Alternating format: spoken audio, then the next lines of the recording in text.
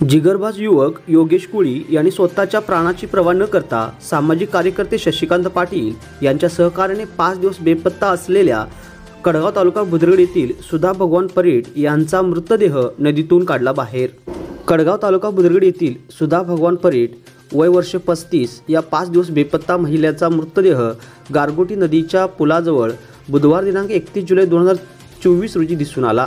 ही बातमी मिळताच शेणगावचा जिगरबाज युवक योगेश कुळी याने तडक घटनास्थळ गाठले आणि परिस्थितीचे गांभीर्य ओळखून महापुरात लगोलग आहे त्या परिस्थितीत महापुराच्या विशाल पाण्यात आपली स्वतःची बोट घेऊन शोध मोहीम सुरू केली।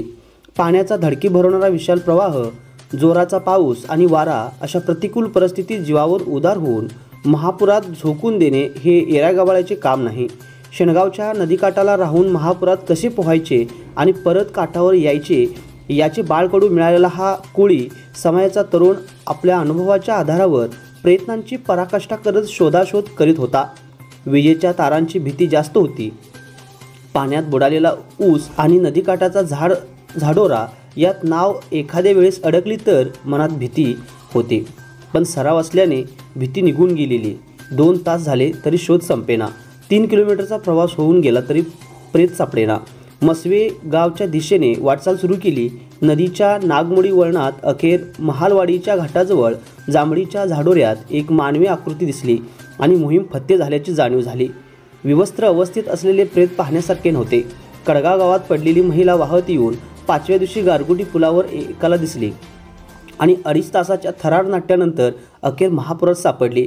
हा सारा शोध प्रवास जीवघेणा होता। या साऱ्या प्रवासात योगेशने सामाजिक कार्यकर्ते शशिकांत पाटील यांना सोबत घेतले आणि पाण्यात उतरले। त्यानंतर हे प्रेत काठावर आणून संबंधित नातेवाईकांच्या ताब्यात दिले।